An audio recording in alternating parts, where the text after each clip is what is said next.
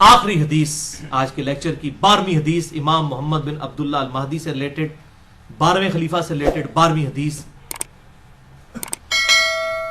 یہ مرفوع بھی ہے لیکن وہ ضعیف طرق ہے. یہ موقوفاً روایت ٹھیک ہے سیدنا ثوبان سے المستدرک للحاکم میں انٹرنیشنل نمبرنگ کے مطابق 8531 نمبر کہ آپ صلی اللہ علیہ وسلم نے فرمایا جب تم خراسان کی طرف سے سیاہ جھنڈے آتے ہوئے دیکھو تو ان کا استقبال کرو کیونکہ فیہا خلیفۃ اللہ المہدی، ان میں اللہ کا خلیفہ مہدی بھی ہوگا.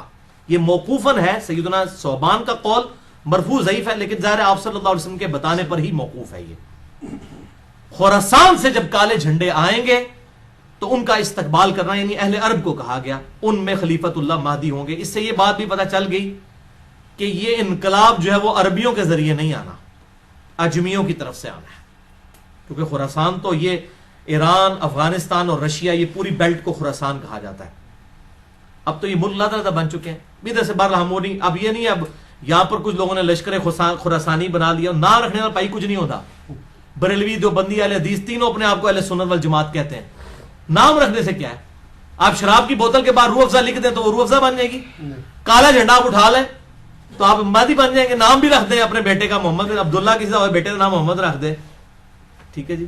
کسی آمنہ نامی عورت کے ساتھ شادی کرے، بیٹے کا نام جو ہے عبداللہ رکھ دے. اس طرح امام مہدی نہ بننا ہے، یہ اس طرح جعلی طریقے سے نہ تو کوئی خراسانی بننا ہے تو نہ کوئی یہ کالے جھنڈے اٹھانے سے ہونا ہے. یہ اللہ تعالیٰ امت کو خود بخود اس حوالے سے، ورنہ تو قادیانیوں کا پتہ ایم ٹی وی ہے، مسلم ٹی وی قادیانیوں کا ہے، تو نام تو انہوں نے ایم ٹی وی رکھا ہے، تو قادیانی کیا مسلمان ہے؟ تو اس طریقے سے اگر کوئی لشکر خراسانی رکھ کے جو ہے وہ مسلمانوں کا قتل عام شروع کر دیتا ہے اور وہی کہتا ہے جی میں کوئی امام مہدی کے اس کے اوپر چل رہا ہوں، کالا جھنڈا بھی اٹھا لیا ہوا ہے، تو اس سے تو کچھ بھی نہیں بننا. یہ کالی پگڑی پہن کے تو نہیں کچھ بن جانا. یہ تو سارا میک اپ ہے، آپ کر لیں. وہ اشفاق احمد صاحب صحیح بات کرتے تھے کہ جس جہاز کا انجن خراب ہو چکا ہو اس کو آپ پینٹ کر کے نئی سیٹیں لگا کے اڑا نہیں سکتے، انجن تو خراب ہے نا اندر سے. تو آپ یہ لیپا پوتی کر رہے ہیں، مولوی داڑھی لمبی لمبی رکھ لیں، پگڑیاں باندھ لیں، کرتے شلواریں اوپر اٹھا لیں، ٹخنوں سے گنے پہ اٹھا لیں، تلواریں اٹھا لیں. اس طرح کرنے سے کوئی محمد بن عبداللہ المہدی یا اس کے گروہ کا بندہ تو نہیں مان جائے گا. وہ تو جب معاملہ ہوگا اسی وقت ہوگا. اور اس طریقے سے آج کل یہ میں غزوہ ہند والی بھی اکثر لوگ پوچھتے ہیں، خصوصاً جماعت الدعوہ والے، لشکر طیبہ اور یہ باقی لوگ وہ روایت لے کے چل رہے ہوتے ہیں. وہ روایتیں تو اس کی تقریباً ساری ہی ضعیف ہیں، صرف ایک ہی اس کی صحیح روایت موجود ہے سنن نسائی کے اندر، انٹرنیشنل نمبر کے مطابق 3177 نمبر ہے. ایک چیپٹر کا نام بھی امام نسائی نے باندھا ہے غزوہ ہند کے نام سے. اس میں ایک روایت ہے کہ آپ صلی اللہ علیہ وسلم نے فرمایا، سنن نسائی 3177 انٹرنیشنل نمبر کے مطابق. اور ایک انٹرنیشنل نمبرنگ جو چل رہی ہے وہ اس میں 3175 ہے، 2 کا فرق ہے. بل اس میں یہ روایت ہے کہ آپ صلی اللہ علیہ وسلم نے فرمایا میری امت کے 2 گروہ ایسے ہیں جو کہ اللہ تعالیٰ نے ان کو آگ سے آزاد کر دیا ہے. پہلا وہ کہ جو پہلا گروہ وہ جو کہ ہند کے غزوے میں شریک ہوگا. غزوہ کہتے ہیں لڑائی کو، کوئی بھی لڑائی ہو. یہ جو غلط مشہور ہے کہ آپ صلی اللہ علیہ وسلم جس جنگ میں شامل ہوں وہ غزوہ ہوتا ہے اور جو آپ بھیجیں وہ سریہ ہوتا ہے، یہ بالکل جعلی بات ہے. ایسا نہیں ہے، یہ کوئی نہیں. غزوہ کہتے ہی لڑائی کو ہے، سریہ کہتے ہیں رات کے وقت نکلنے کو. تو غزوہ یا سریہ کی یہ ٹرمز بعد میں لوگوں نے ڈیوائز کی ہیں، ورنہ جو یہ غزوہ موتا بولا جاتا ہے اس میں تو آپ صلی اللہ علیہ وسلم کوئی نہیں تھے شامل. آپ تو مدینہ شریف میں بیٹھے ہوئے تھے جس میں خالد ابن ولید وہ رومن امپائر سے بچا کے لے کے آئے تھے لشکر.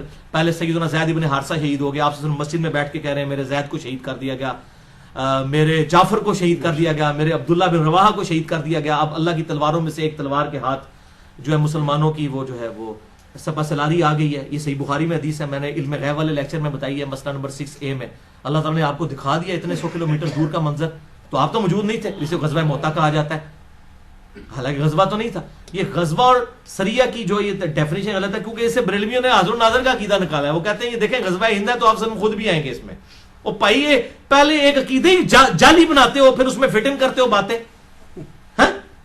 غزوہ موتا میں بھی اللہ کے نبی تو شامل نہیں تھے، وہ کیوں غزوہ موتا ہے؟